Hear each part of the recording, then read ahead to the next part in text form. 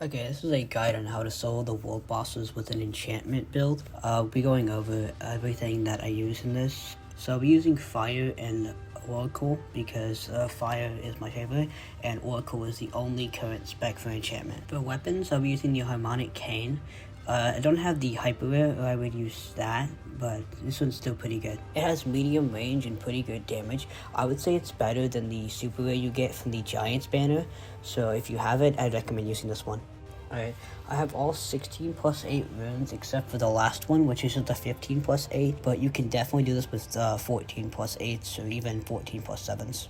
For my accessory, I'm using the crystal earrings. There's no reason in particular, I just like the look of these ones. You can use any of the ones that you use, because I don't use any of the secondary specs, so like, I'm not using the elementalism or the martial, you would get the other one. If you have it, use one that gives you 36, I just think these look cooler. Okay, now for the spells. I'll go over just the main ones I use, because a lot of the other ones I'm just not using. So for the first one, I'm using Inner Flame. This is just my basic recovery skill to get my mana back up. I'll be spamming this every time it's available. Okay, the only attacking spell we'll be using is White Flame. It does pretty good damage and has a decent range. There are some times you won't want to use this, because it does share a cooldown with Threads of Time. This becomes really noticeable during the boss fight with the Big Worm. The next one is Fate Unraveled. We'll only be using this during the Big Worm fight as well. Most of the Oracle spells will only be used during the Big Worm fight. Okay, Destiny will be using, I believe, twice. Once during Big Worm, the other during Rajen. But it's not a big deal if you have to use it later, like other times. There's a Fate will be the next one we're using. We'll only be using it during the Big Worm fight, as using it properly for me is kind of difficult. And this is kind of obvious. We'll be using Exposed every chance we get to do some extra damage. Now for our primary healing spell, just like with the Elementalism guide, we'll be using Cauterize. We're just gonna always keep that up every chance we get. Oracle's Gift will be used mostly with Lifewell. It just lets us heal a little bit more. As for potions, we'll just be using the Massive Healing Flask, because I still don't have the Midfield one. I'll try to get it later on. That's it for the prerequisites for doing this. We'll get into the actual boss fights now. Okay, against the Lifewell, you're going to want to make sure that you're using the Oracle's Gift right before you start the fight. I'm not 100% certain it does anything, but I'm pretty sure it heals you a little bit more from Cauterize. And make sure you have all your stacks of Cauterize up while you have Oracle's Gift. One thing I should probably note here is that if you are targeting Lifewell and you try to use Cauterize or Oracle's Gift, you'll just waste them. It doesn't do anything. It's just a waste of mana, because it doesn't self-cast unless you click on yourself. The only attacks they have are Bubble and then the Push with an AoE. You can't dodge the AoE. The Bubbles you can just get out of the way, and the Push you can also just get out of the way. As long as you're spamming your basic healing, like your recovery, and keeping your Cauterizes up, this fight should not be too hard. I've done this like 3 or 4 times with this character, and it's not that hard. That's kind of it for this fight.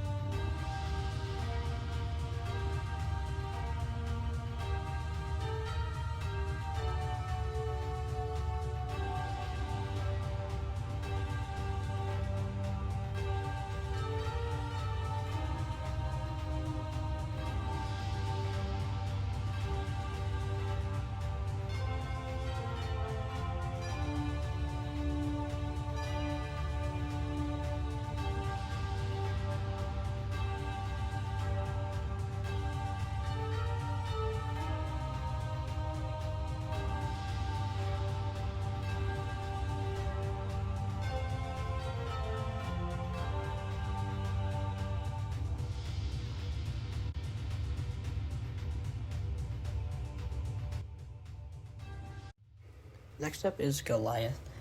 Goliath is basically a shoo-in. Just stand in the right spot and kill him. You just hit him with your burst and keep your cauterizers up. That's all that's for this fight.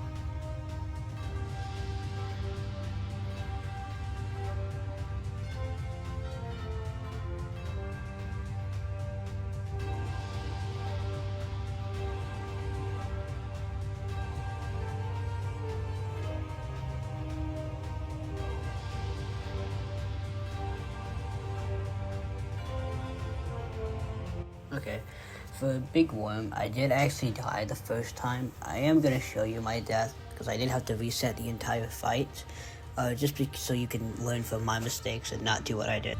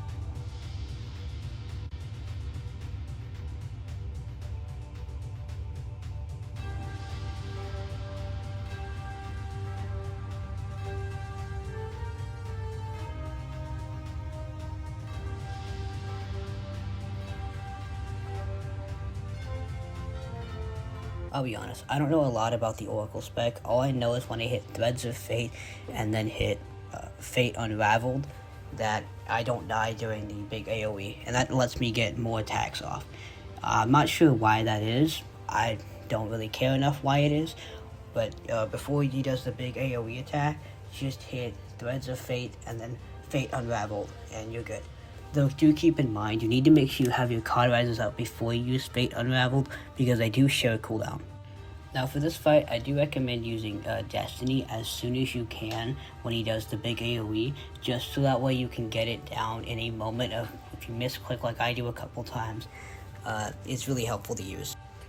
If you do decide to go to the corners of this though, it does make the fight last about 3 to 4 times longer, so just you'll be in there for a while. It is 100% worth it to just try to tank the hits, even if you end up dying twice, because it still will make you take so much less time. Alright, that's about it for that fight. Mostly just try to watch your Threads of Fate and your cauterizers, and be careful about how much damage you're taking. That's it.